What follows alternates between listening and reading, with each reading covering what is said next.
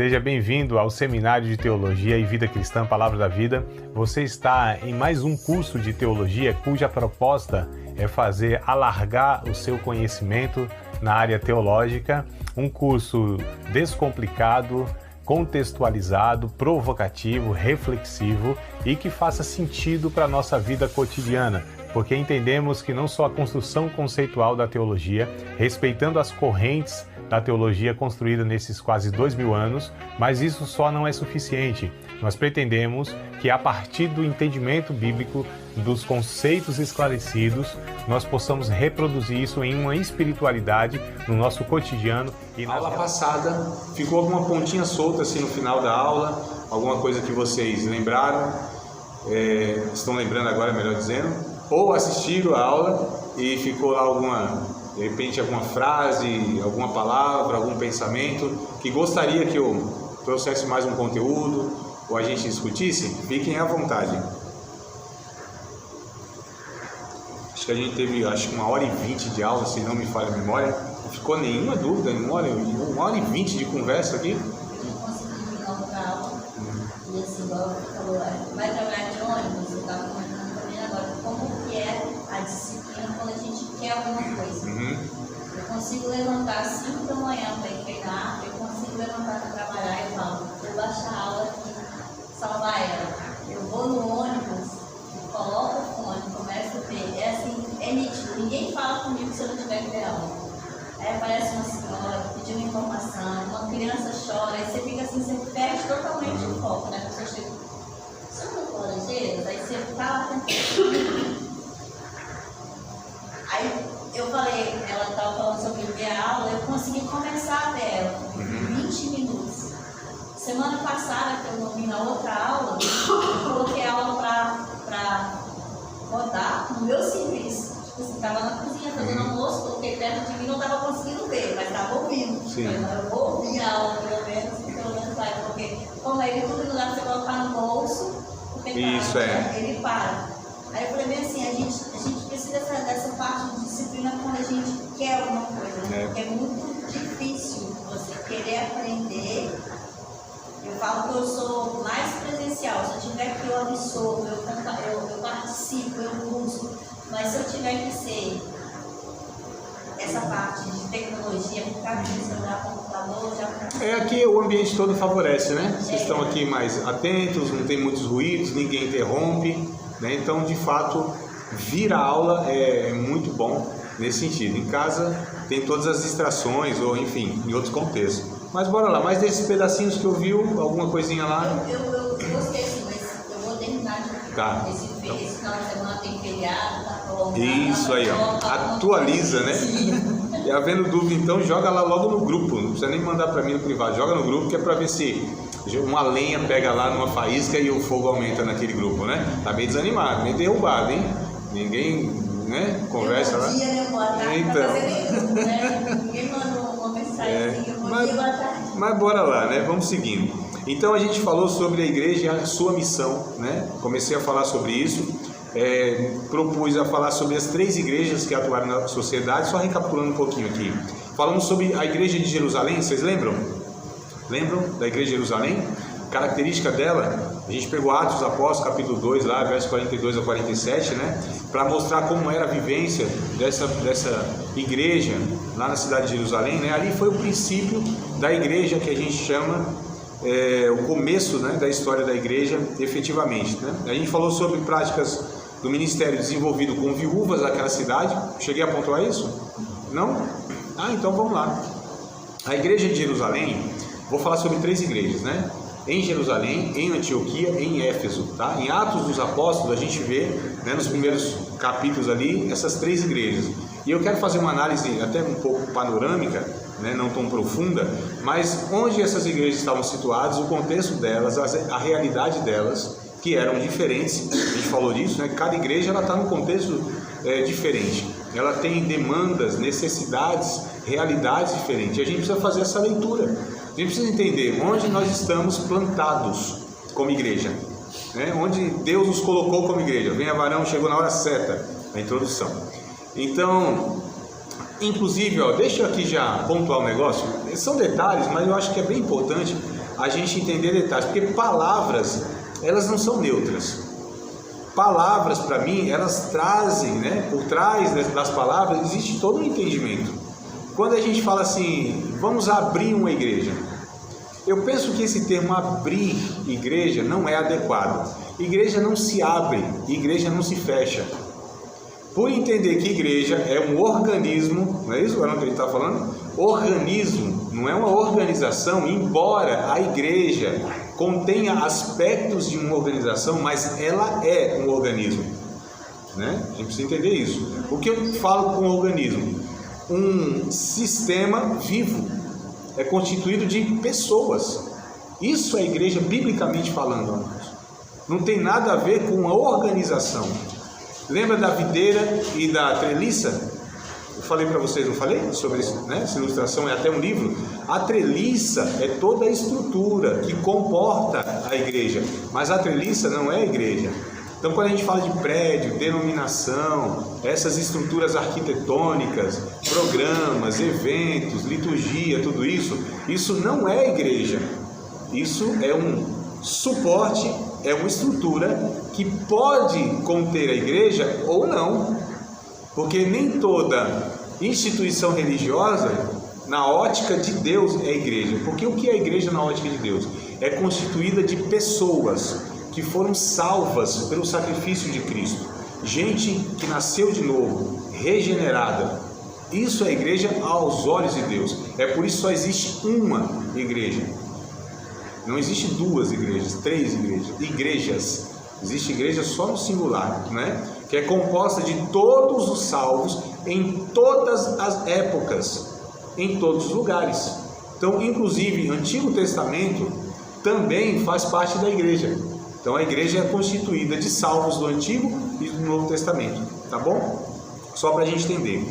Então a igreja se planta, esse é o termo que nós usamos. A igreja ela é plantada, ela não é aberta, ela é plantada. Plantamos igreja, né? Bom, mas vamos lá. Então essa igreja em Jerusalém, ela tinha uma prática como o ministério desenvolvido com as viúvas daquela cidade. Atos capítulo 6, nós percebemos aqui no iniciozinho da igreja.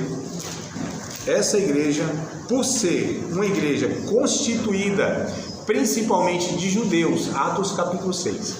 Olha, percebam aqui que coisa interessante. A membresia, por assim dizer, né? A gente usa esses termos, né? Membresia, os membros. Deixa eu falar outro detalhe aqui, só uma questão mais ortográfica, mais gramática, mais do português. Não se fala a respeito de uma irmã que ela é membra. Esse termo não existe, tá, amados? Membro, homem ou mulher é membro, não é membra, tá bom? Só questão do português mesmo, né? Ah, eu sou membra, porque é mulher, não é membro, eu sou membro do corpo de Cristo, membro da igreja, homem ou mulher, tá bom? Então não tem o feminino no caso aí. Mas, como a orelha é membro, membro, você orelha não é membro. Isso, exato. A figura não é do corpo, não é da igreja, então é membro, tá? Mas vamos lá, Atos capítulo 6, a gente precisa entender que a constituição dessa igreja, as pessoas, a grande maioria delas, elas eram judias, tá? Era do povo judeu, a cultura era judaica, eles viviam como judeus, se alimentavam como judeus, eles se vestiam como judeus, moravam como judeus, viviam como judeus porque eram judeus. Então a gente precisa entender que a cultura judaica tinha suas características. E uma delas, amados, olha só a coisa interessante. Antes que a gente leia, não leia não, tente aqui prestar atenção, a gente vai ler juntos. Uma das características do povo judeu, isso inclusive vem dos ensinos, né, do Antigo Testamento, ou seja, Deus que foi formando essas características aqui no povo judeu, que era uma questão muito forte social. Então assim, o povo judeu, primeiro, a gente precisa entender que Deus, ele nunca, seja Antigo Testamento ou Novo Testamento, nos ensinou uma fé fragmentada. O que isso quer dizer? Quer dizer que eu não posso exercer a minha fé dentro de um contexto desse que a gente chama de igreja, de uma forma, com os valores, com um comportamento, na minha casa com outros valores, outro comportamento, lá na empresa com outros valores, outro comportamento, lá com o vizinho. Então a gente não pode jamais, amados, entender que a nossa vida, que alguns falam assim, minha vida ministerial, minha vida pessoal, minha vida profissional. Não, na ótica de Deus não existe isso. A Bíblia não ensina isso. Muito menos no Antigo Testamento e nem no Novo também. Então a minha vida é uma vida integral. Eu tenho uma vida cristã, uma vida de fé, que todos os meus valores do Evangelho precisam estar afetando, amados, norteando em todos os meus relacionamentos. Então eu não posso, por exemplo, num contexto aqui de irmãos, né, a gente tem um comportamento, um palavreado, um tratamento, e lá de repente, onde não tem ninguém perto, os pastores, líderes, ou nenhum irmão tem, eu me comporto de outra forma, eu tenho outros valores, eu tenho outra ética. Isso não pode acontecer. Isso acontece muito, né? Eu brinco que são bipolares espirituais, esquizofrênicos espirituais, camaleões, dependendo do local ele se comporta de uma forma, né? Então não é assim. Por que eu estou falando isso? Porque o povo judeu, por exemplo, eles não faziam essas divisões. Não existia valores diferentes para fazer uma transação comercial e o ritual, por exemplo, no templo. Não tinha. E eles tinham uma orientação de Deus para tudo na vida. Por ter essa estrutura de que Deus se preocupava e tinha uma orientação específica, né? Tinha um mandamento, tinha uma lei, tinha uma orientação específica para todas as áreas da vida, então eles eram integrados. Então a adoração deles não se dava, o servir a Deus para eles não se dava no templo, na liturgia, nos sacrifícios apenas.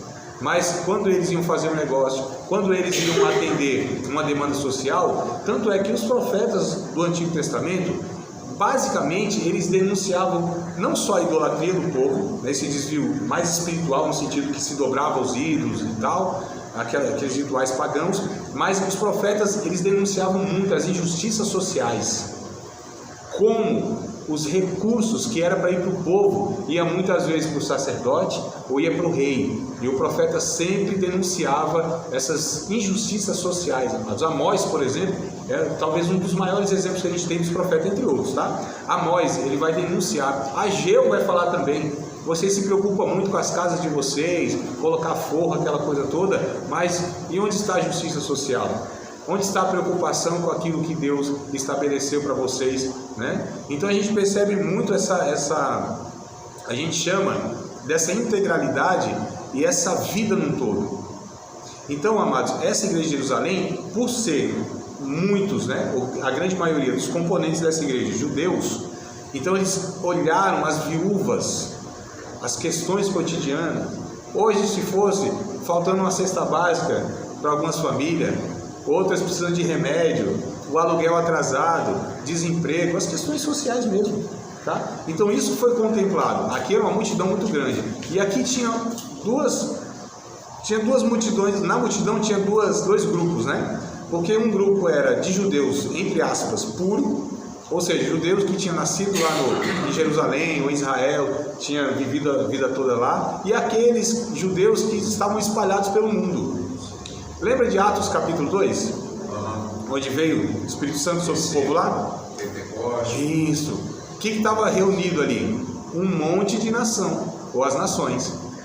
Tinham muitos que eles chamavam de prosélitos, né? Ou seja, pessoas que não eram judeus de nascença, nada, de cultura, nada, só que tinham abraçado o judaísmo. Então eles, né, ingressavam. Isso a gente no Antigo Testamento você tem muitos exemplos também.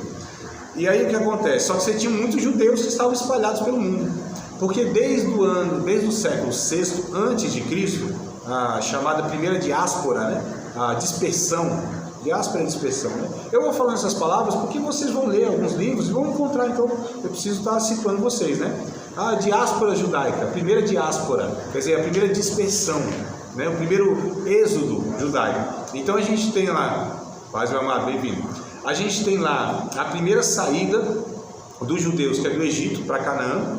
Só que de Canaã você teve dispersões, ou seja, invadiram, né, Israel, e eles se espalharam de alguma forma. Então houve, por exemplo, a Babilônia. Babilônia invadiu Israel, destruiu Israel, eles ficaram 70 anos escravos. Enquanto isso, Israel estava sendo lá abandonada, alguns poucos ficaram, mas a nação em si, a maioria, estavam cativos. Nessa diáspora, nessa dispersão, depois de 70 anos, alguns voltaram, outros não voltaram, foram para outros cantos do mundo, né? Então houve esse caso e outros casos mais para frente também, outras invasões, que às vezes nem a Bíblia conta, mas a gente tem livros históricos, os livros dos Macabeus, por exemplo, que é um livro apócrifo, que a gente chama não inspirado, mas que conta a história, que a igreja católica pegou esses livros e introduziu na Bíblia deles, né? A Bíblia católica ela tem 7 livros a mais, que não é considerado, e não, nem pela igreja católica era considerado até o ano 1500 e alguma coisa. Eles pegaram lá, porque depois a gente trabalha isso aí, enfim. Mas a questão é, você tem a história dos judeus mostrando que eles se espalharam pelo mundo. Então, uma vez por ano, esses judeus que estavam espalhados pelo mundo, eles vinham para Jerusalém nessa festa do Pentecoste. Então é por isso que Jerusalém estava assim, lotada de gente, né? E o que aconteceu? Então vocês tinham lá, quando a gente lê Atos capítulo 2, gente romanos forasteiros, lá da Líbia, forasteiros de Cirene, enfim, você tem 16 nações lá. E aí o que acontece? Você tinha judeus que eram de cultura grega, né? O mundo fora de Jerusalém tinha uma cultura grega. Alexandre o Magno, ele conquistou o mundo também antes de Roma, tá certo? A gente vai ver tudo isso aí na história da igreja. Antes de Roma, Roma era quem imperava nessa ocasião. Só que a cultura grega tinha se espalhado por todo mundo. Então você tinha a cultura greco-romana, por assim dizer. Então tinha muitos, o capítulo 6 aqui, eu até quero a ajuda de vocês em alguma versão, a minha não está assim, mas se tiver de vocês aí, a gente vai entender melhor. Ora, capítulo 6 de Atos, verso 1. Ora, naqueles dias, crescendo o número dos discípulos, houve uma murmuração dos gregos contra os hebreus. Está diferente dos gregos contra os hebreus? Tem alguma coisa diferente? Dos helenitas. Helenistas. Isso. Helenistas e? Contra os hebreus. O que mais aí, tá? Judeus de fala grega. De fala grega, isso. É isso aí que eu queria, que é isso aí traz. Judeus de fala grega. Então, olha só. Então, havia judeus e judeus de fala grega, que é isso que eu estou falando, na cultura grega. Helen era o nome da Grécia antes, por isso que é helenista, né? Helen era o nome da Grécia, eles são helenistas. Judeus helenistas eram de cultura grega. E aí o que acontece? Então aqui houve-se já uma divisão. Olha na igreja aparecendo um problema, mas que a gente tem esse romantismo, né? A igreja do primeiro século, a igreja perfeita, nunca existiu, amados. Nunca irá existir uma igreja cristã, genuína, verdadeira, cheia do Espírito Santo, que não haja problemas. O problema não é haver problemas. O problema é quando há problemas, os problemas não são resolvidos, levados a sério, corrigidos. Esse é o ponto. Porque essas igrejas, por exemplo, Paulo escreve 13 cartas, né? A grande maioria delas, umas 10, é para a igreja e é para corrigir problema. Então, as cartas de Paulo nasceram para corrigir os problemas da igreja, problemas, pecados horríveis, desvios teológicos, heresias, problemas morais e etc e tal. É por isso que a gente tem essas cartas, porque Paulo precisou, essas igrejas que ele plantou, ele precisou estar corrigindo, né? Então, o problema não é uma igreja que tenha problemas, é que os pecados, os problemas sejam levados a sério, amigos. Sejam tratados diante da palavra de Deus, sejam corrigidos, precisa ser corrigido. Esse que é o ponto, porque defeitos e pecados, eles tinham os mesmos que nós temos. Talvez nós não temos a virtude que eles tinham. Esse talvez seja a diferença, porque como eram os irmãos lá, somos nós pecadores, do mesmo jeitinho, não muda nada. Agora talvez a grande diferença deles para muitos de nós, das nossas igrejas, sejam isso, lá era levado a sério. Lá havia correção, lá havia a seriedade do Evangelho, né? O zelo por Deus e pela sua santidade. E talvez hoje a gente está banalizando, bagunçando tudo, e aí a gente tem uma série de donos da igreja e aqueles que muitas vezes eles não querem se sujeitar ao processo de disciplina. Eu não estou falando de disciplina, punição não, porque disciplina, acho que a gente vai tratar umas aulas para frente, ou talvez até hoje eu entre mesmo. Disciplina na igreja não é pôr de banco, amados. A gente tem essa ideia, né? Ah, põe de banco, tá disciplina. Isso é punição, é castigo. E não resolve nada. Fica 3 meses de banco, fica 6 meses de banco. Se é obreiro, fica 1 ano de banco. É como se fosse resolver isso aí. Disciplina, a palavra, vem de discipular. Então, disciplina como punição não é bíblico.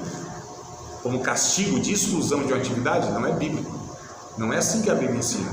Quando a gente lê Hebreus capítulo 10, por exemplo, diz que é preciso ensinar, né, é preciso aplicar disciplina àquele que errou, como um pai vai corrigindo o filho, ou seja, ensinando, amadurecendo. Lembra-te, pois, onde caíste, arrepende-te. Onde foi o ponto de queda? O que aconteceu? Então vamos identificar aqui e vamos... Lembra que a gente leu na aula passada, se não me falha a memória? Foi Gálatas capítulo de número 6, verso 2. Nós lemos ou não? Não lembro. Não chegou a ler. Acho que não, né? Então vamos lá. Já que a gente falou de disciplina, depois eu volto aqui. Só para ter uma coisa. Então, quando a denominação, quando uma pessoa vem pecar, ele é excluído do rol dele. Isso não é separar dele. Não é.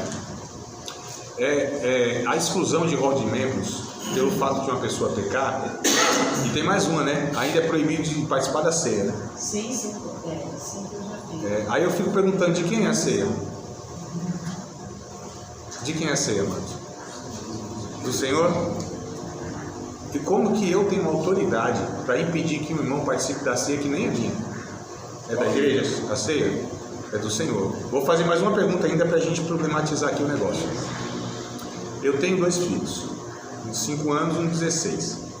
Vou pegar o de 5, né, para ser mais cruel. Então lá o menino me desobedeceu, mas desobedeceu de uma forma, a minha autoridade, desobedeceu a minha autoridade, né? Desobedecer santidade é uma coisa, desobedecer a autoridade é outra. Satanás não tem perdão porque ele ofendeu a autoridade de Deus, ele confrontou a autoridade de Deus, não a santidade de Deus. Nós confrontamos a santidade de Deus, é por isso que ainda para nós houve perdão. Então imagine meu filho, ele me ofendeu na autoridade. Aí eu falo, tá bom, você pecou contra mim, ofendeu a minha autoridade, me desrespeitou gravemente. Então vou colocar você em disciplina. 3 meses sem comer. Vai morrer.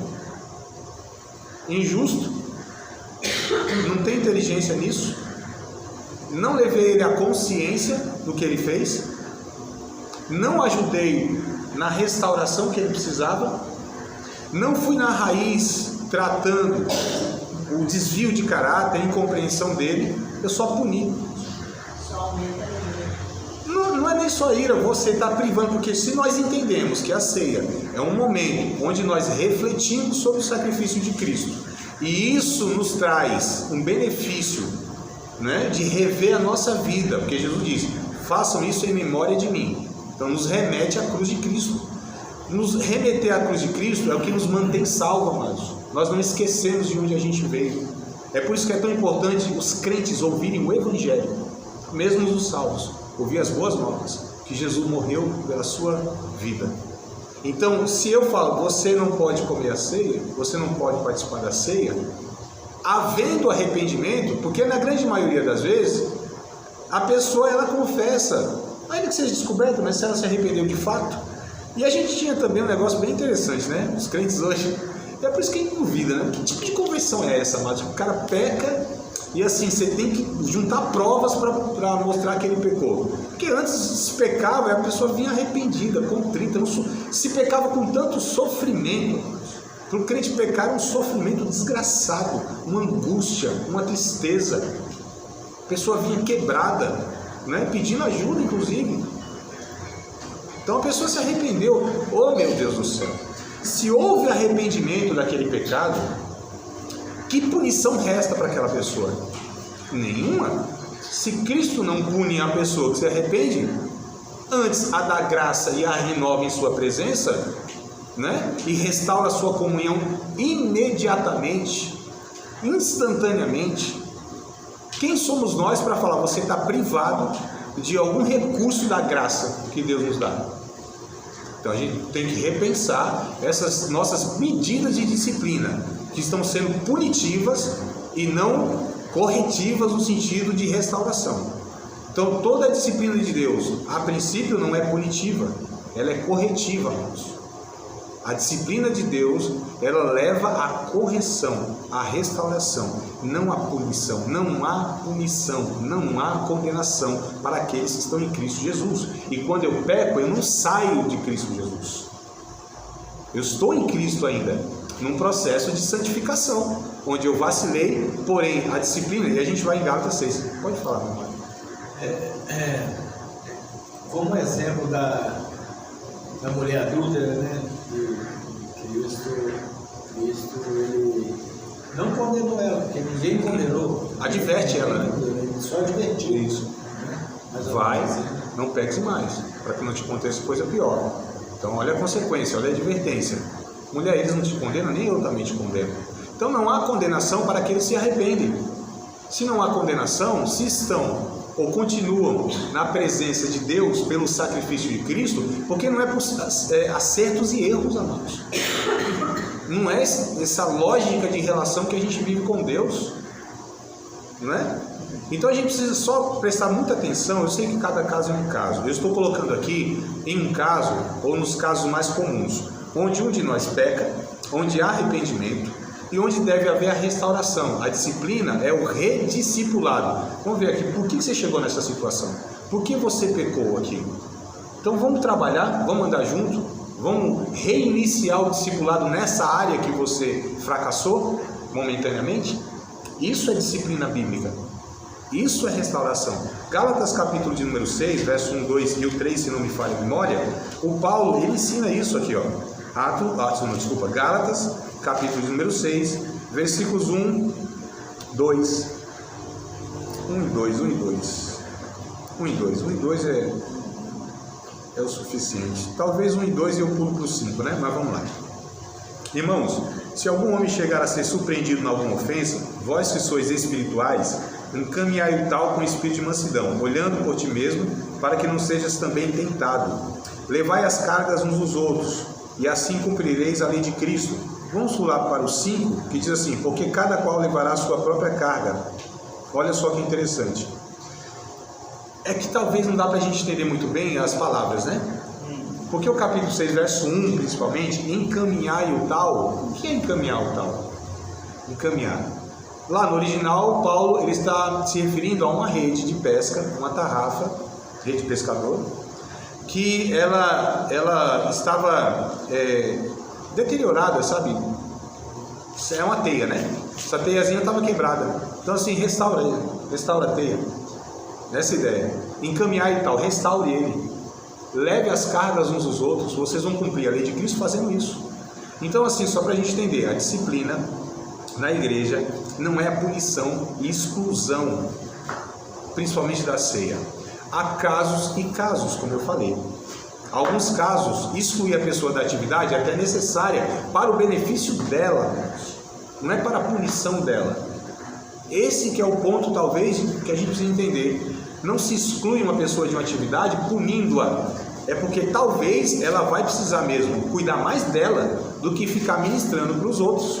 Não é porque ela não tem, às vezes, condição. Se ela se arrependeu, né? De fato, Deus pode continuar usando-a. Só que a questão não é agora a comunidade, é essa pessoa. Não é o benefício, porque, olha só, a gente pune porque essa pessoa não pode mais beneficiar a comunidade. Olha que pensamento egoísta, mas. Quer dizer, ela pode, a gente aproveita e aceita. Se ela não pode mais, ela é punida e a gente não quer ela no nosso meio porque ela é menos santa do que a gente. Estão prestando atenção que a nossa lógica, muitas vezes, ela é o contrário do que Jesus ensinou? E a gente não está falando de passar pano para pecado aqui. A gente não está falando para encobertar pecado. Nós estamos falando daquele que pecou e precisa ser restaurado. Se ele ministrava, se era usado por Deus, se beneficiava a comunidade de alguma forma, agora é a comunidade que precisa levá-lo no colo, restaurá-lo, cobrir de oração, de cuidado, de acolhimento. E alguém vai acompanhar mais de perto para ensiná-lo, ver qual é a fonte do pecado que levou àquela situação. Não é? E quanto menos exposição, melhor ainda. Os pecados são tratados nos bastidores. Em Coríntios 11, diz que examinar o homem a si mesmo. Ou seja, o homem não tem autoridade de examinar o pecado, de examinar para proibir nascer. Isso. Eu me lembro até que tinha uns diáconos, né, que sabiam de alguns, isso aqui eu não vou nem entender, não vou nem dar a bandejazinha. Que absurdo, né, Marcos? Que absurdo, né? Então, assim, nós não temos a autoridade de Deus para impedir que ninguém deixe de participar da ceia. É a consciência da pessoa. O máximo que a gente pode fazer é alertá-lo. O máximo que a gente pode fazer é isso, ó, examine-se, pois, você mesmo. É você que tem que se examinar. É o Espírito Santo que está em você. É a tua consciência. Não sou eu. Não tenho condição de analisar o outro, avaliar o outro. Quem sou eu? Não é? Mas, enfim, só um ponto para a gente entender que a igreja, ela precisa sempre olhar para os textos bíblicos e entender como isso era feito. E eu não vejo isso que a gente assumiu como disciplina. Porque disciplina, olhando para a Bíblia, que eu entendo, alguns entendem diferente. O que eu entendo é que é um processo de restauração e rediscipulado, e não de punição. Tá certo? Então, essa igreja aqui, no capítulo 6 de Atos, né, mostra que essa igreja de Jerusalém, ela tinha essa atividade com as viúvas, porque tinha toda essa característica social, né, que cuidava da vida em comum, tá? E o auxílio dos necessitados. Atos capítulo 20, verso 35, olha o que Paulo diz, bem interessante. Atos capítulo 20, verso 35, Paulo diz: tenho-vos mostrado em tudo que, trabalhando assim, é necessário auxiliar os enfermos, recordar as palavras do Senhor Jesus, que disse: mais bem-aventurada coisa é dar do que receber. Então, essa igreja de Jerusalém tinha essa característica muito forte de ação social, tá? O ministério da palavra e também a integração das pessoas incentivavam os que se envolviam, né, com essa comunidade aqui, tá? Visto que muitos decidiram trabalhar. Vamos ler Atos capítulo 4, verso 32 e 37? Atos capítulo 4, verso 32 ao 37. Olha que coisa interessante essa comunidade de Jerusalém. Era um o coração e a alma da multidão dos que criam. Ninguém dizia que coisa alguma do que possuía era sua própria, mas todas as coisas lhe eram comuns. E os apóstolos davam com grande poder testemunho da ressurreição do Senhor Jesus, e em todos eles havia abundante graça.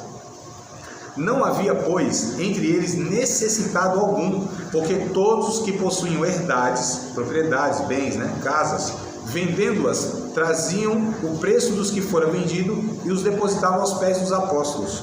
E repartia-se a cada um segundo a necessidade que cada um tinha. Então José, cognominado pelos apóstolos Barnabé, que traduzido é filho da consolação, levita, natural de Chipre, possuindo uma herdade, vendeu-a e trouxe o preço e depositou aos pés dos apóstolos.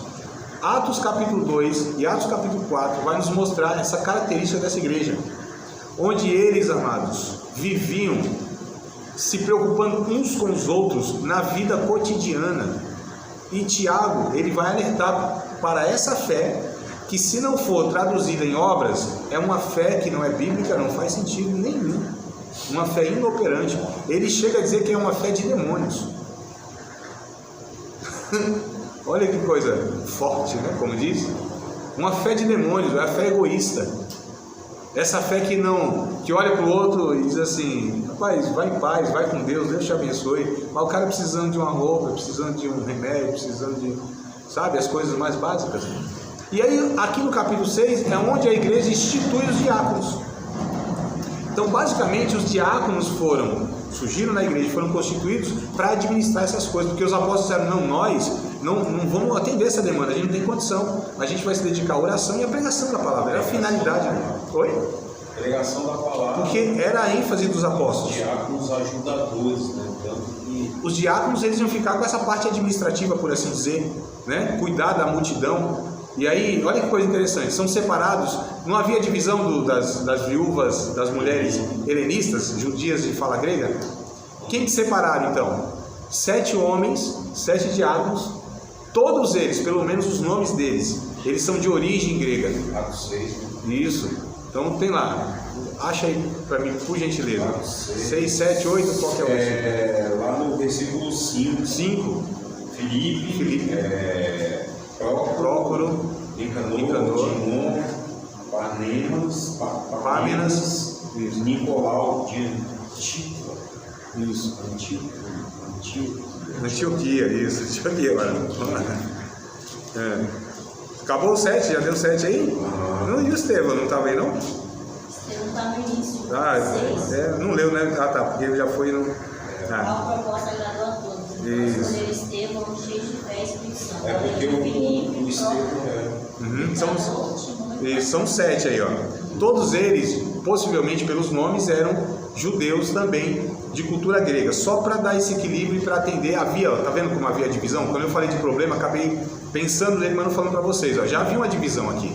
Já havia essa questão, não, esse aqui a gente trata de uma forma, esse aqui a gente não trata de outra. Porque a gente tem, nós somos pecadores, a gente tem essa tendência muito grande de cuidar de uns e outros não. Sei lá, preferências nossas diversas, né? Então a gente tem que cuidar da parte social. Exato. E olha que coisa interessante, todos tinham que ser contemplados, todos tinham que ser tratados. Existe uma conversa fiada que a gente vai nutrindo, amados, que é assim: a gente tem que dar honra a quem tem honra. Eu não sei se a gente tem isso aqui por aqui. Estou falando daquilo que eu vivi lá em São Paulo.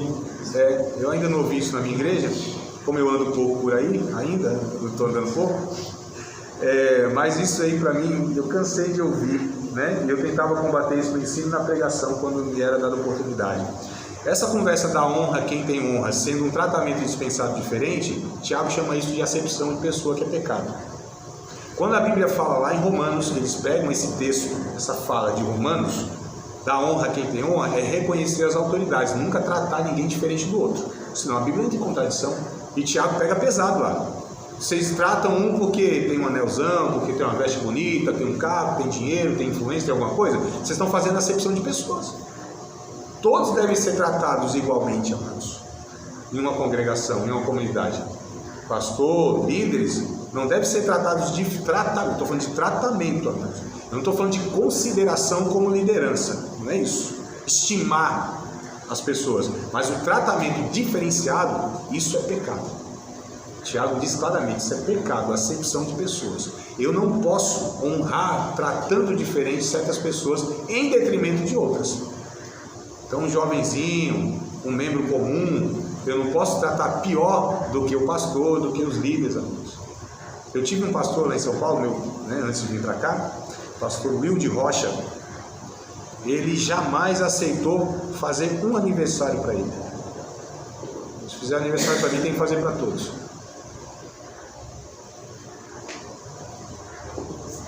O pastor, ele deve entender o seguinte: se ele começar a ser tratado melhor do que os outros, é muito perigoso para o ego, para o orgulho, e essa ideia é que ele está acima dos demais. Perigoso para ele e para os outros, para os dois, sem dúvida, né? E a gente precisa rever. Olha só, tem gente que fala assim: não, eu sou humilde, trato meus líderes bem, honro, aquela coisa toda, né? Para mim não é humildade, isso é interesse.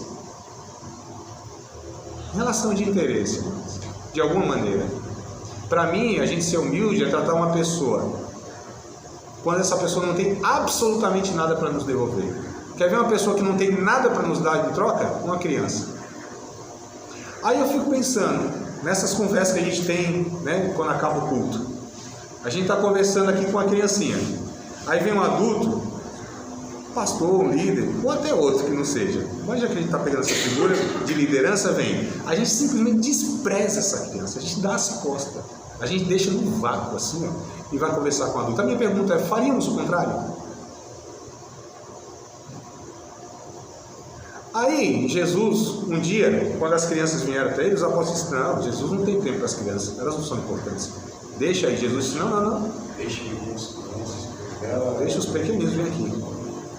Pega essa criança, eu penso, amados, até pela naturalidade do movimento, né? A criancinha, Jesus abaixa na altura dela, olha no olho dela, não como a gente olha de cima para baixo, aquela coisa toda. Pega ela no colo aqui, ergue ela, fica em pé, abençoa, cresce ela, Deus te abençoa.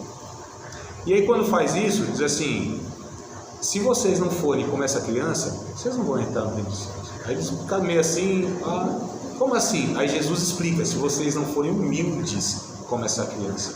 vocês não vão entrar no reino dos céus. Então, humildade vem do termo humus, que quer dizer terra, chão. Todos nós somos nivelados por baixo, somos iguais, viemos da terra, do barro, não há melhores e não há piores. A família de Deus se entende como iguais, a serem respeitados e tratados da mesma maneira, Deus. A mesma forma.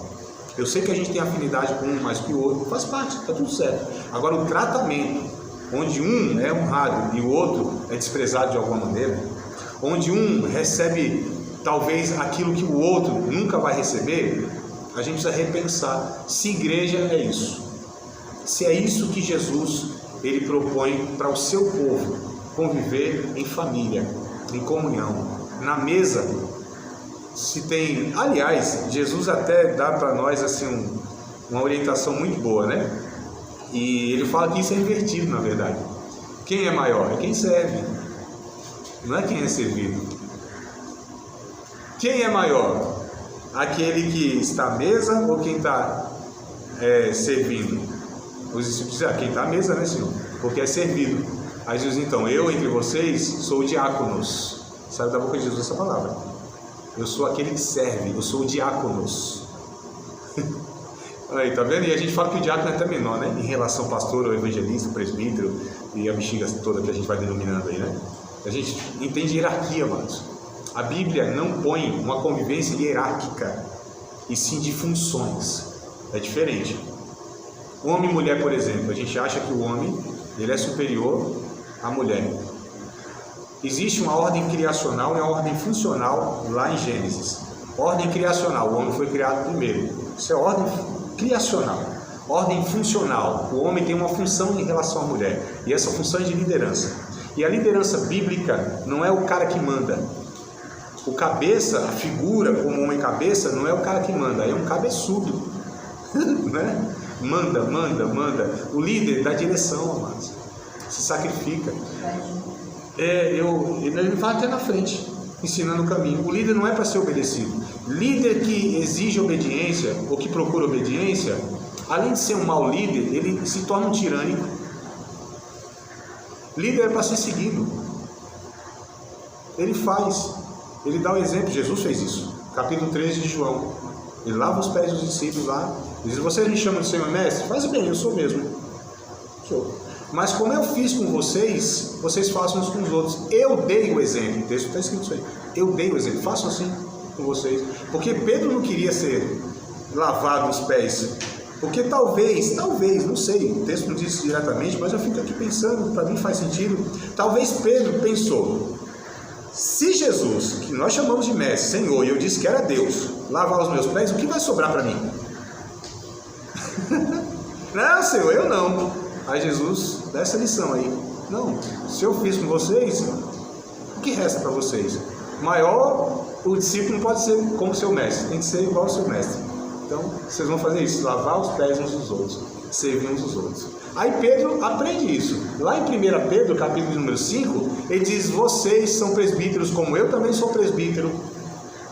Cuida do rebanho de Deus, não como herança de vocês, dominando, mas sendo o exemplo do rebanho. Então o líder ele é seguido, ele não é obedecido, ele faz, ele estimula, amados, pela fé exercida. Ele não manda, porque quem manda é tirânico. Aí tem outra frase que eu ouço já há alguns anos, que para mim ela foi engendrada, ela foi criada, mosquitos dos infernos. Manda quem pode e obedece quem tem juízo. Não sei se vocês ouvem na região por aqui. Quem é que manda, amados? Quem é que pode mandar? Existe um que pode mandar, é Deus.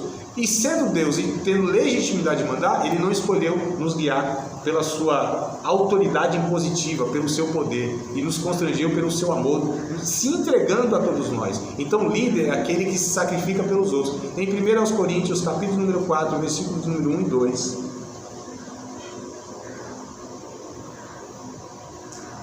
1 e 2. Só para a gente entender essa dinâmica desse povo que se chama igreja, né, amados? Ele está falando nesses ambiente aqui nosso. Paulo ele diz que os homens nos considerem como ministros de Cristo, como dispenseiros dos mistérios de Deus.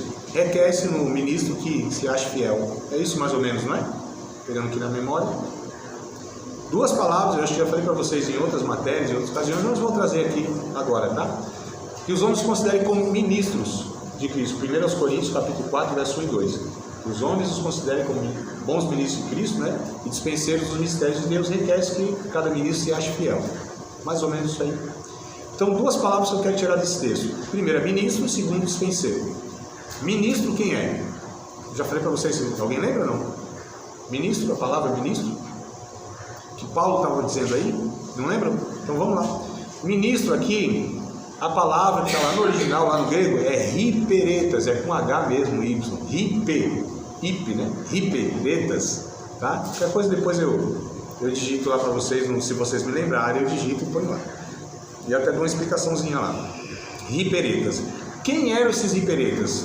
Por que Paulo usou essa palavra? Que os homens os considerem como hiperetas. A embarcação, o navio daquele tempo, lá da antiguidade, era movido a remo, amados, tá? Remo, dos escravos. E você tinha dois patamares, aqui em cima e aqui embaixo. Duas galerias, tá? Então você tinha a galera de cima e a galera de baixo. Eram os escravos. A galeria de cima e a galeria de baixo. Os escravos de cima e os escravos de baixo, tá? Os escravos de cima, eles tinham alguns, não é privilégio, né? Mas eles não sofriam tanto como os escravos de baixo. Por quê? Os escravos de baixo eram um patamar mesmo, assim, um andarzinho aqui e um andar em cima, né? Daqueles barcos. Os de baixo, os escravos de baixo, eles estavam mais solitários, mais escuridão, mais pressão da água, do mar. Então eles estavam em condições inferiores dos escravos de cima. E é o que Paulo diz, nós somos os escravos de baixo, nós os ministros, somos os escravos dos escravos, nós somos os escravos inferiores. Paulo, ele, em outras passagens, disse, eu tenho para mim que nós apóstolos vamos colocar por último na fila. Não é possível, a gente sofre tanto, a gente é a escória do mundo, o lixo de todos. É tanta prova, é tanta luta, é tanta dificuldade, e a gente inverteu isso, né, mano? Essas figuras parecem que são assim, os que menos sofrem, mais são bajulados, servidos, têm mais regalias, mas biblicamente a gente percebe que isso é o contrário, foi o contrário. É por isso que talvez hoje queiram muito o título de apóstolo, né? Mas enfim, é outra discussão para outra matéria, a gente vai falar sobre isso, né? Então, queridos, só para a gente entender, que não cabe esses tipos de relações, porque se houver esse tipo de relações, a gente nunca vai chegar nessa igreja de Jerusalém, que era solidária, que era empática, que exercia misericórdia, que todos serviam. E a gente precisa entender que os diáconos foram constituídos para ajudar essa administração, né, desses bastidores, enquanto os apóstolos se dedicavam à oração e a pregação da palavra, mas não era num conforto não, amados. Todos ali, de fato, tinham uma vida de entrega sacrificial e de serviço mútuo, cada um dos seus dons. E a gente precisa pensar a igreja nessa dinâmica, onde um serve o outro, uns servem os outros. Nós nos servimos, cada um com seus dons. Nós não somos servidos. Em mim não pode ter essa consciência, esse desejo, esse sentimento e essa vontade de ser servido por ninguém.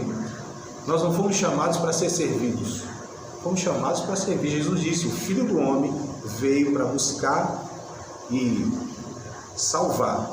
Buscar e salvar. Como Jesus veio buscar e salvar? Servindo, das coisas mais básicas. E é interessante que Jesus, assim, é o maior exemplo, muito mais do que os apóstolos. Os apóstolos, coitados, nem chegaram aos pés de Cristo, né? Tentaram fazer alguma coisa. Mas Jesus, ele para nós é o parâmetro. Então a gente precisa fazer o seguinte exercício. Bom, nessa situação, eu como líder, pastor, sei lá, obreiro de alguma forma, professor, pregador, sei lá, alguma coisa que eu exerço. Onde Jesus se identifica aqui? O que eu faço, o que eu estou sentindo, o que eu estou fazendo aqui, o que eu estou pensando, o que eu estou exigindo, Jesus exigiria? Jesus se comportaria dessa forma? Eu me pareço com o meu Salvador fazendo isso, pensando isso, sentindo isso, me comportando dessa forma? Eu acho que isso é um exercício bom, mas para a gente não perder o caminho, não é? Então a gente precisa ter esse filtro aí. Então, a igreja de Jerusalém tinha esse perfil, a obra social, e atendia lá as necessidades cotidianas das pessoas, se preocupava com todas elas, né? Enfim. E aí no capítulo 11 de Atos dos Apóstolos, tá tudo tranquilo com vocês? Posso prosseguir aqui? Tá de boa? Vamos lá? Atos dos Apóstolos, capítulo 11, tinha uma igreja de Antioquia, outra igreja aqui, em outro contexto cultural inclusive, tá? Em outro contexto cultural. Aqui no capítulo 11, inclusive, pela primeira vez, os cristãos, né? Ou os discípulos, melhor dizendo, foram chamados de cristãos. Pela primeira vez, tá? Nesse contexto, os discípulos de Cristo foram chamados de cristãos. Por que isso aconteceu? Eles eram chamados de discípulos do caminho, enfim, um bocado de título que davam para os seguidores de Cristo, né? Para os discípulos de Cristo. Aqui foram chamados de cristãos porque eles se pareciam muito com Jesus. Olha que coisa interessante. Se pareciam muito com Jesus. Eram tão parecidos com Jesus que eles foram chamados de pequenos cristos. O termo cristão é isso, pequenos cristos. Pequeninos cristos, miniaturas de Cristo. Uma coisa interessante. Mas o que eu quero falar nem é isso. O perfil dessa igreja aqui é que ela aceitou aqui Paulo e Barnabé. Olha que coisa interessante. Era uma igreja que não era em Jerusalém, Paulo e Barnabé eram judeus, eles estavam em outro contexto gentil, e eles ensinaram Paulo e Barnabé para ensinar a acolher pessoas de etnias diferentes, realizou ações sociais para a igreja de Jerusalém. Isso eu acho interessante aqui, por isso que eu escrevi, porque olha que coisa interessante, amados, aqui não tinha esse negócio, aqui a gente é da Assembleia, a gente não serve a Batista, a gente é da Batista, mas não tem nada a ver com a Presbiteriana. A gente é da Presbiteriana, a gente não serve a Metodista. Não, a gente é Metodista, a gente não tinha esse negócio, amados. Não tem essas divisões denominacionais que nós criamos. Não via assim, não, é nosso povo, a gente cuida da gente. Não havia esse egoísmo. A igreja de Cristo era a igreja de Cristo. Então a igreja de Antioquia soube que a igreja de Jerusalém estava passando alguma necessidade. Eles não se conheciam. Não tinha essa facilidade de locomoção. Nem precisa falar que não tinha internet, né?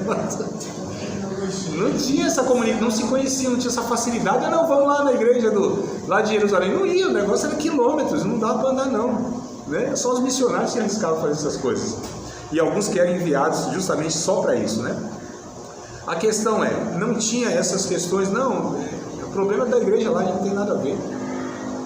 Sabe o que mais marca o Evangelho? Sabe o que Jesus disse que seria para o povo que ainda não conhece Deus? Que olhasse para nós e seria identificado que é um povo de Deus, um povo assim, especial, zeloso e de boas obras, como Paulo diz a Tito, né? Esse povo é especial, zeloso e de boas obras. Como um povo que não conhece Deus, não viu Deus, não reconhece Deus como Senhor, não aceitou Jesus, como que eles podem ver um povo e falar, alguma coisa diferente, deve ser o povo de Deus, que não é possível. Ninguém é assim, todo mundo. Jesus disse no capítulo 13 de João, verso 35. Só para dar tempo de vocês procurarem, né? O 11 todo, o capítulo 11 todo. Calma que a gente ainda vai recorrer aí ao texto. Mas, João capítulo 13, verso 35, Jesus não disse que nós seríamos reconhecidos por não ter imagens na parede, nós não seríamos reconhecidos por nós sermos usados pelo Espírito Santo com poder e aquela coisa toda, não seríamos reconhecidos por termos a melhor teologia, não seríamos reconhecidos por ter uma igreja enorme, grande, na sua estrutura ou com muitos membros, não seríamos reconhecidos por sermos influentes na sociedade, na política, no meio empresarial, não seríamos reconhecidos por ser povo dele, por nada dessas coisas, nem outras, a não ser por uma só. Nisto conhecerão que vocês são os meus discípulos, se vocês amarem uns aos outros. Isso é crivo de Deus, é carimbo de Deus, amados. O povo de Deus, eles se amam, têm comunhão uns com os outros, se servem. Eu não estou falando só na igreja local agora não, estou falando do povo de Deus. E qual é a maior marca da igreja brasileira? Vocês podem me falar? O que mais assim marca, a característica maior da igreja brasileira, no Brasil aqui? oposto disso. É o oposto. É o contrário disso. São as divisões, são os egoísmos, são as brigas, são as pelejas, as dissensões, as heresias, que Paulo vai dizer em Gálatas capítulo 5, obra da carne. Vocês percebem como tem alguma coisa errada nesse processo nosso? Não é? Minha risada aqui é de nervoso, viu? Uma pessoa falou para mim, as igrejas pregam o amor, mas não então a gente se torna hipócrita, né? Quem fala e não faz é hipócrita, né? A gente precisa pensar, amados, nessa dinâmica nossa. E essa igreja então aqui, ela realizou ações sociais para a igreja de Jerusalém que ainda estava presa às tradições judaicas. Olha só. Teve uma visão de envio de missionários para os gentios. O capítulo 13 aqui, ó, a gente está falando do 11, né, que é essa igreja. No capítulo 13 aqui, por exemplo, 13, 14, deixa eu ver se é isso mesmo. Capítulo 13, verso 14. Isso mesmo. Atos, né? 13, 14. E eles, isso, Atos 13, 14. E eles, saindo de Perge, chegaram a Antioquia, da Pisídia. Entrando na sinagoga num dia de sábado, assentaram-se. Então, aqui nesse capítulo 13, missionários são enviados pela igreja aqui de Antioquia.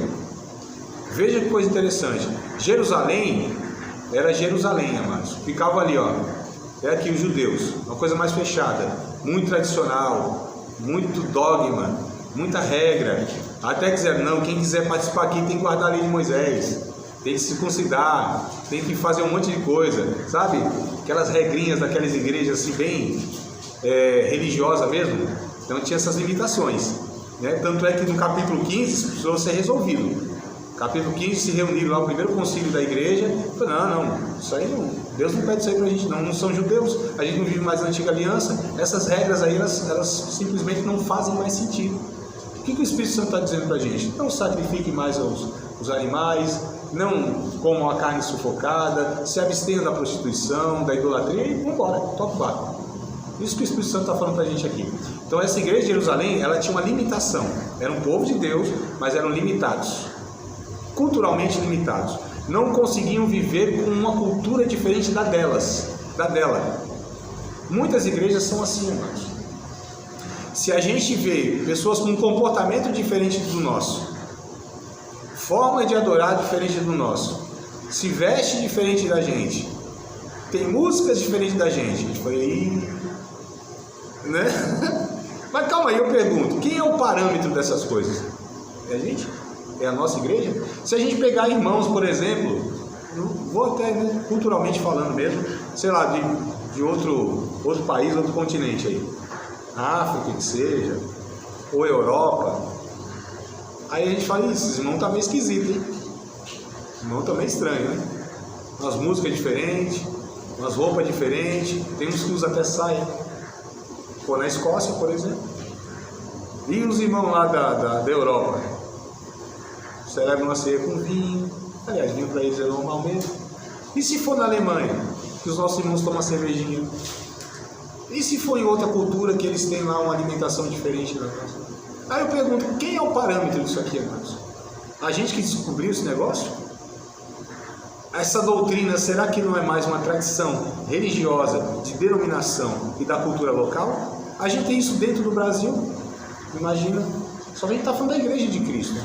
Então a gente precisa filtrar, a gente precisa estar lendo a Bíblia com as óticas, ou com a ótica, com a lente do Espírito Santo. E não com as lentes da nossa cultura e da nossa religião, e da tradição que nós recebemos.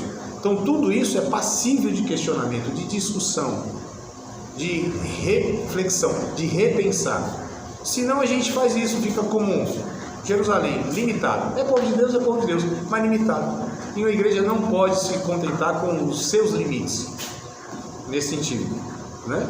Antioquia, olha que coisa interessante, já recebia pessoas de etnias diferentes, já trabalhava com missões. Essas igrejas não trabalham com missões, não. Muito fechadinha, sabe? Isoladas, né? Não conseguem lidar com diversidades, irmãos. Não conseguem distinguir o que é doutrina e o que é um dogma, um ensinamento interno. Não conseguem. Quer falar? A questão da doutrina, né, como parte punitiva, ela serve para muitas das vezes as pessoas se autovangloriar e ao mesmo tempo neutraliza esse tipo de pessoas a ações, né, em âmbitos, né, que pessoas que vivem no mundo, elas têm uma facilidade de apresentar o amor. A gente vê isso daí visivelmente quando vem uma pessoa mal vestida, quando a pessoa é independente, quando a pessoa é alcoólatra. Aí você vê que a religiosidade ela bloqueia esse tipo de pessoas. É visível a ação da pessoa, a pessoa já sai de perto. Aí eu fico olhando, assim, na minha forma natural de ver, se a pessoa tem esse tipo de bloqueio, alguma coisa que é natural, uma pessoa que está com vazio, imagina essa pessoa agindo na fé com um amor que ela não conhece. Sim. Porque é uma doutrina que a pessoa não conhece o que é amor. Sim. Ó, coisa interessante. Às vezes as pessoas elas falam assim, mas calma aí, a gente vai afrouxar na exigência da santidade de Deus. Primeira coisa que Deus faz, primeira coisa que Deus propõe, porque se Deus tratasse conosco como nós tratamos com os outros, amado, nem essa história a gente estava contando aqui. Não tinha um aqui. Absolutamente não tinha um. A partir do Adão, não tinha nem prosseguido. Era ali, amados. Se Deus tratasse da justiça punitiva, que a gente chama, ou retributiva, que a gente chama na teologia, não tinha sobrado um. O que Deus faz? Acolhe o pecador, trata, propõe arrependimento. É isso, amados, que vou fazer. Mas se não houver acolhimento, como que a gente vai tratar? Se não houve acolhimento, nós não podemos levantar muros, a gente precisa construir pontes. Acolher as pessoas não quer dizer que a gente vai aceitar os pecados, é que eu preciso acolher para tratar. Se eu não tenho uma pessoa, não tem como eu alcançar. Se eu não crio pontes, eu não tenho vínculos, eu não tenho fala, eu não tenho acesso ao coração e à vida da pessoa.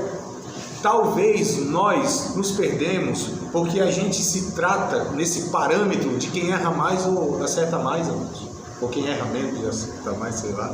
Porque a gente lida com a justiça como se a gente assim estivesse, não, tenho direito aqui porque eu errei menos, ou porque eu consigo demonstrar menos o meu pecado, escondo melhor o meu pecado do que o outro que vacilou e mostrou o pecado dele. Aí a gente começa a amar. Se a gente for nessa toada, se a gente for nessa dinâmica, quem é que vai sobrar? A Bíblia diz que a misericórdia triunfa sobre o juízo. Só que o juízo será sem misericórdia para aquele que não exerceu a misericórdia. E a misericórdia é receber o miserável com o coração. Misericórdias. É isso, a palavra é isso. Então a gente precisa entender que a igreja, ela deve ser uma incubadora de virtudes. Ela precisa ser um local onde as pessoas são acolhidas, tratadas, transformadas. Então, acolher, ressignificar e transformar. Esses são os passos. Nós acolhemos, ressignificamos e transformamos as pessoas nesse processo aqui de discipulado. Tá certo? Então a gente percebe que quando há limitações, essas coisas elas não acontecem, né? Quando a gente vê uma igreja no perfil de Antioquia, já consegue lidar com as diversidades, com as diferenças. Isso é natural, irmãos. Não há espanto, porque não é um padrãozinho que foi colocado numa caixinha e não pode sair daquela caixa, né? Pessoas que pensam diferentes muitas vezes têm dificuldade de conviver, porque se você não cantar a mesma música, se você não dançar conforme aquela música, fizer um passinho diferente, se você tiver uma opinião diferente, eu não estou falando de heresia, estou falando de chamar para uma conversa, para a gente expressar o que está no coração. Há muitos contextos, como eu falei aqui, às vezes a gente tem essa dificuldade de dialogar, conversar, porque às vezes a gente está acostumado a um lugar de opressão, que se a gente falar alguma coisa errada, a gente já não vai ser bem visto, perseguido administrativamente de alguma forma, né? Vão usar às vezes, por que a gente muitas vezes não confessa pecado, irmãos? uns para os outros, como a Bíblia diz? Porque a gente sabe que aquele pecado pode ser usado até via púlpito, né? A gente não confia muitas vezes no outro irmão, na liderança, porque muitas vezes a gente já passou situações que a gente fala, nunca mais eu abro a minha vida, nunca mais eu conto minha intimidade. Olha que coisa horrível, porque se aqui não é o lugar de segurança para confessar pecado, onde é? Pois é, mas eu confesso o meu pecado, você é meu pastor, e você vai e solta no público. Exato, então isso está errado. É por isso que a gente precisa, irmão, repensar o que é a igreja. Que processo é esse que a gente precisa ter dentro da nossa convivência? É por isso que a gente precisa olhar para essas igrejas e falar, opa, calma aí, era assim que Deus conduzia a sua igreja. E a gente precisa, então, replicar isso. A gente precisa reproduzir isso. Senão, a gente vai estar se distanciando do projeto de igreja, como Cristo propôs. Que não é perfeita, nunca foi. Mas isso que eu falei, os pecados são os mesmos. Só que as virtudes, amados, a gente precisa ter como eles tinham. Não é evolução, essa maturidade, esse melhoramento, esse crescimento, a gente precisa sair da zona da infantilidade, da religiosidade, e a gente precisa crescer em entendimento bíblico, pelo amor de Deus. Não é possível que a gente tenha 2000 anos de história de exemplo, a gente tem Bíblia de exemplo, a gente tem história de Israel de exemplo, a gente tem um monte de escrito, um monte de situação, e a gente não consegue melhorar e só piora. Tem alguma coisa errada nesse processo? Então calma aí. O que está acontecendo? A gente está abandonando as escrituras sagradas? A gente não está lendo mais a Bíblia? A gente está fazendo igreja automático segundo os nossos projetos? O pastor não tem igreja, o teólogo não tem o direito de dar a sua opinião pessoal, amado. A gente precisa expor a palavra de Deus como ela é, o próximo pelo menos. A gente precisa se aproximar, fazer o esforço para se aproximar, porque não tem ninguém que é absoluto também em absolutamente nada. Ninguém é absoluto em absolutamente nada, né? Mas a gente precisa voltar às escrituras. Então, assim, de quem é a igreja? De Cristo. Se é de Cristo, então a gente precisa ver o que Cristo fala a respeito dela, através do Evangelho, através das cartas que foram escritas para cada igreja, né? Veja bem, eu pequei e confessei o meu pecado para você. Você sobe ao culto e expõe o meu pecado, como diz o ditado, não dando nome aos bois, citando o pecado como exemplo. Isso. O Paraná não sabe que fui eu, a irmã ali não sabe, mas eu sei que fui eu. Aquela exposição que você me coloca ali pode trazer para mim uma ira, e você pode estar pecando contra mim e eu pecando também. Mas sim, todo mundo está no pecado aí, né? É isso aí, claro. Olha como é importante o estudo, amados. A gente tem, não é nesse curso, né, no curso superior que a gente chama, o bacharel, esse é o médio nosso, né? Lá tem uma matéria chamada aconselhamento pastoral e tem ética também. Essas duas matérias a gente vai trabalhar essas questões, por exemplo, que vocês estão compartilhando aqui. A ética pastoral, né, junto com a matéria aconselhamento, vai nos ensinar o seguinte: gabinete pastoral. Quando a gente ouve como líderes algum pecado, alguma intimidade de alguém, aquilo jamais sai daquele ambiente. Nunca sai daquele ambiente. E jamais é citado em público. A homilética, no curso lá para pregadores, a gente ensina o seguinte: em pregação, o pregador nem deve usar seus filhos ou esposa como exemplos na pregação. Pregação é para expor a palavra de Deus. É para pregar, explicar as escrituras, expor as escrituras. Ninguém deve ser exposto como pessoa, figura.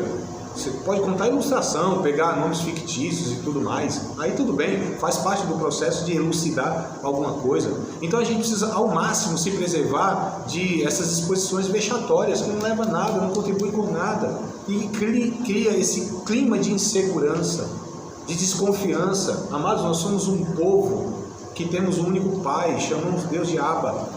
A gente tem um Espírito que habita em nós, em um propósito de nos criar uma unidade. É aqui, amados, na unidade, na comunhão, que Deus ordena a bênção e a vida para sempre. É na comunhão dos santos. A bênção de Deus está em uma família. A família de Deus, a família da fé. Se nós não chegarmos a esse entendimento, nós estaremos reproduzindo um contexto que não é evangelho, amados. Então é por isso que a gente precisa repensar, a gente precisa refletir, a gente precisa se reunir, a gente precisa ensinar, a gente precisa voltar às Escrituras, a gente precisa fazer a leitura daquilo que a gente está fazendo, se o que nós estamos fazendo como igreja é igreja, se como eu estou vivendo nessa comunidade de fato, eu estou vivendo de uma maneira que a Bíblia me ensina, os dons que eu estou exercendo, que dom é esse, qual é o propósito desses dons, que tipo de culto a gente está prestando, que liturgia é essa, está levando o que a quem? Como a gente falou na aula passada, há um propósito numa reunião, num culto. Há uma intenção de ser igreja. A gente precisa repensar isso, precisa refletir, não precisa ouvir o Espírito Santo. E envergonha também a instituição, né? Porque tem muitas pessoas a qual saem envergonhadas por causa que tiveram a sua vida exposta. Então, para quem tem muita intimidade, né, com as pessoas, falar da vida ali, até mesmo o Salomão falando aqui, segurar com raivoso pelas ovelhas. Exato. Então, é complicado, porque a gente já está envolvido, né, numa instituição que até mesmo não consegue chegar na perfeição. E ainda fala da vida de uma pessoa a qual quer caminhar, quer ter uma referência e tem você como uma base. Quando a pessoa se fere, se decepciona, sai de uma forma difícil. Muito machucado. Nós estamos, desde o começo, estou falando, mas não existe igreja perfeita mesmo. Se você encontrar uma igreja perfeita, se você encontrar uma igreja perfeita, te dou um conselho, corra dela porque você vai estragá-la se você entrar nela. Você vai estragá-la. Eu vou estragá-la. Não existe. Agora não existe igreja perfeita, mas existe igreja madura. Existe igreja bíblica. Existe igreja terapêutica, que sara as pessoas, que leva as pessoas à maturidade. Aí existe igreja assim, e é essa igreja que a Bíblia nos ensina a ser, e a gente precisa perseguir isso. E para perseguir isso, para ser isso, melhor dizendo, a gente precisa refletir sobre isso, a gente precisa dialogar mais. É preciso ter não só esses encontros aqui, mas a gente precisa estar formando pessoas, né, como liderança, por exemplo, porque as pessoas chegam, os que não são líderes, existe uma diferença, né? Para os líderes, a régua ela é mais alta mesmo. Exige-se mais compreensão e maturidade cristã. Senão não tem sentido. A gente não cobra dos que não são líderes. Os outros estão no processo de amadurecimento. O líder tem que ser maduro. Olha que coisa interessante. A gente lê, às vezes, 2 Timóteo, capítulo 2, verso 15. Procura apresentar-te aprovado, né? Como obreiro aprovado. É isso que está escrito? Que maneja bem a palavra da verdade. Procura apresentar-te... Eu esqueci, eu queria... 2 Timóteo 2:15.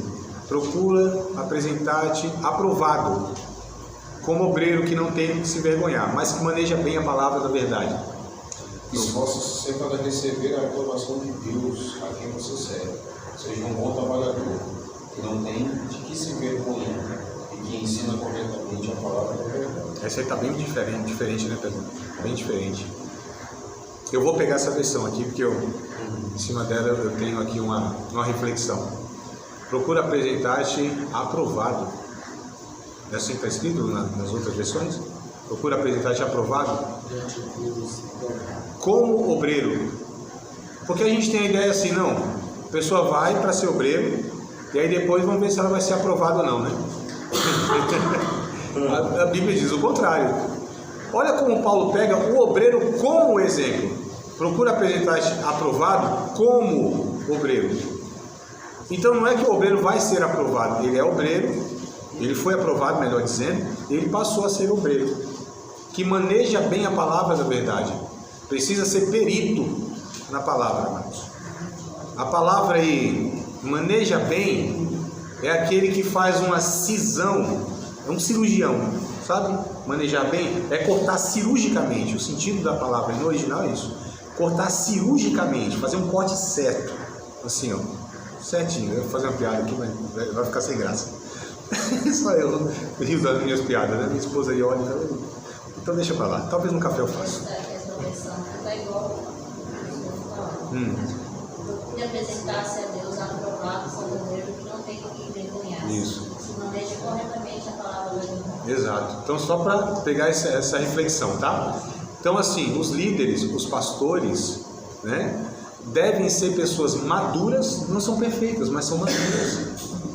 Os líderes e pastores, os que conduzem a igreja nesse sentido, precisam ser pessoas, amados, que lidem com a palavra de Deus como um perito lida com a sua atividade. Porque nós estamos lidando com pessoas, com seres humanos, com gente que tem suas emoções, tem sua história, pessoas que Jesus morreu por elas. A gente não faz experiência com as pessoas. A gente tem que ter muito cuidado em proferir uma palavra para alguém, uma atitude com alguém, uma história. A gente não pode ferir a dignidade de ninguém. Precisa respeitar as pessoas como elas são, imagem e semelhança de Deus. É muito sério esse negócio de igreja. Não é? Muito sério ser pastor. É muito sério ser um líder. É muito sério estar falando para um grupo de pessoas assim e dizendo assim diz o Senhor. Olha o que Deus está falando. Olha o que a palavra de Deus fala. Olha a responsabilidade que eu estou tendo diante de vocês aqui, irmãos. Vocês acham que isso aqui não vai ser cobrado por Deus? Quando Deus diz, por tuas palavras serás julgado, por tuas palavras serás condenado. Não queiram ser mestres muitos de vocês, porque vão receber mais duro juízo. Não é brincadeira essas coisas, irmãos. A gente está lidando com a eternidade, a gente está lidando com uma coisa muito séria, ou a mais séria que existe, que é o Evangelho de Jesus Cristo. Igreja não é projeto humano. Igreja, ela é resultado do sangue do Filho de Deus, inocente, que foi derramado na cruz do Calvário. Eu não tenho igreja. Igreja tem pastor. Pastor não tem igreja. Eu não sou líder sobre os outros para mandar nos outros, decidir sobre a vida dos outros. Eu não posso jamais, amados, decidir sobre a vida de uma pessoa, inclusive dizendo o que ela faz e o que ela não faz. Eu preciso dar exemplo, estimular a fé, ensinar a palavra de Deus, interceder por ela, derramar muitas lágrimas para essas pessoas. Porque se o amor não constranger, se o exemplo não estimular, o discurso ele empolga, o exemplo arrasta. O líder, ele fazendo, ele estimula muito mais do que falando ou mandando, como a gente falou aqui, que é impensável um líder mandar. Nesse sentido, né, impositório, estou falando. Nesse sentido de déspota mesmo, de cara que oprime. E a gente tem poder para oprimir. Ou pelos argumentos, ou pelo poder administrativo, ou pela figura que a gente já, de alguma maneira, projetam na gente, né? Achando que a gente é infalível, essa pessoa assim que ele tem o poder de abençoar e de amaldiçoar. Olha que loucura, mas que a gente vai criando, né? Tem uns irmãos aí que é tão oprimido que eles pensam que se eu sair sem a bênção do meu pastor, eu vou ser amaldiçoado por Deus. Meu eterno Pai, que loucura que Satanás produziu na nossa mente, amados. Já pensou num negócio desse? Jesus disse para a gente abençoar até os inimigos. Imagina os irmãos que decidem de alguma maneira, né? Mas vamos lá. Essa igreja de Antioquia, já estou partindo para o final aqui para a alegria de vocês. Em 5 minutos só. E o pregador disse que vai falar 5 minutos e deve falar 5 minutos, que passadista de procedência maligna, desorganização dele. Certo, amado? É que esses irmãos estão pregando só 5 minutos, estou acabando, e não acaba nunca. Então já, meu Deus. Essa igreja de Antioquia, ela considerava essa diversidade, tinha essa maturidade de lidar, né, com aquilo que fugia muitas vezes de um quadradinho bem definido, uma coisa bem redondinha, e enviava missionários. Tem um tripé que eu entendo que toda igreja bíblica, quer ser bíblica, deve ser apoiada em um tripé, tá? Tripé aqui, ó. Ensino bíblico da palavra, missões, instrução e cuidado em família, com as famílias. Se uma igreja não é apoiada nisso aqui, para mim não é bíblica, para mim não é saudável, para mim nunca vai ser relevante. Se ela não for uma igreja que ensina a palavra, que é prioridade, estudo bíblico, toda pregação é uma exposição das escrituras sagradas, discipulado, preparação de obreiros, formação teológica. Se essa igreja não trabalha com missões, eu não estou falando dar esmola para um irmão que vem de missões e arrecadar na hora lá para dar uma esmola para ele, não. Para esporadicamente fazer ou falar alguma coisa. Eu tive um pastor lá em São Paulo que ele dizia o seguinte: uma igreja, para mim, na minha opinião, para ser missionária, tem que destinar no mínimo 30% da sua renda na fonte para missões. Não, porque o dinheiro fala muito das nossas prioridades, né? Onde a gente investe, fala muito onde está o nosso coração. Então eu achava muito interessante, eu falei, faz sentido isso para mim. Aí sim, então a gente está destinando lá, ó, quase 1/3 da renda da igreja financeiramente. Porque missões, esse dinheiro só vai, amado, só vai. A gente prepara o cara, a família, envia e às vezes nem vai colocar a nossa placa lá, né? Esse não é o propósito de missões, né? É plantar uma igreja lá e, enfim, né? Não é ter retorno financeiro. Então, missões, uma igreja que não investe em missões, ela não é bíblica como deve ser. Não é, amado. E a gente faz missões, eu falo missões como um todo, missões urbanas, transcultural, antenar a igreja a respeito da realidade do mundo, países, né, de perseguição religiosa. Então, você ter ali, como a gente tem um culto de ceia mensal, culto de missões mensal e missionários de verdade, amados, que a igreja tem contato, que é da igreja e tudo mais.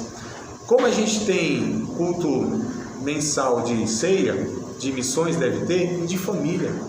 Se você não tem um ministério específico que lida com famílias, essa igreja também, ela não vai ser bíblica, ela não vai ser saudável, ela não vai ser relevante, ela não vai trazer saúde espiritual, porque a igreja, todas as igrejas são constituídas de famílias. E o que eu tenho observado nesses últimos tempos, como se tem intensificado a desestrutura familiar, número de divórcio alarmante, índices de disfunções familiares que a gente só ouvia falar fora da igreja, casos de homossexualismo, meninos nas drogas, as meninas não casam mais virgens, agressão doméstica, machismo terrível, ou feminismo, né? Tem os dois extremos. Calma aí, tem alguma coisa errada. Por que as famílias estão se perdendo dentro desse contexto que deveriam, na verdade, influenciar lá fora? Será que é uma negligência? Nossa, então é um tripézinho de igreja saudável. Mas focando aqui, voltando, então missões é uma das coisas que essa igreja, ela fazia. Junto com missões, aproveitei para falar missões, ensino bíblico e família é o tripézinho que eu acho saudável. Além disso, a presença de profetas como Ágabo, aqui estou falando do capítulo 11, né? E seu grupo também demonstrou como essa igreja possui uma visão muito mais abrangente do que Jerusalém. Então a gente vai percebendo aqui, ó, Jerusalém, igreja de Deus, povo de Deus, mas tinha uma limitação. Antioquia, a gente percebe que já foi um pouco mais além. Olha como Deus já foi trabalhando em outros aspectos que não tinha lá em Jerusalém. E aqui, entre aspas, um pouco mais completa, um pouco mais alargada do que a igreja de Jerusalém. Se Deus quiser, semana passada nós vamos falar. Semana que vem, a gente vai falar de Éfeso, tá bom? Semana passada lembrei do negócio. Vai falar da igreja de Éfeso, só para a gente comparar essas três aqui, tudo bem? Estou no meu horário, 9h30, não é de procedência maligna. De mais uma aula de um dos nossos cursos, Seminário de Teologia, Vida Cristã, Palavra da Vida. Espero que tenha te abençoado, não só alargado o seu conhecimento teológico, mas que tenha também atingido o teu coração para que você possa, a cada dia mais, reproduzir a vida de Deus nas suas relações cotidianas. Se você ainda não é aluno oficial de um dos nossos cursos, se inscreva aqui no contato que vai aparecer do WhatsApp. Também nos siga nas redes sociais, se inscreva no nosso canal, compartilhe à vontade e Deus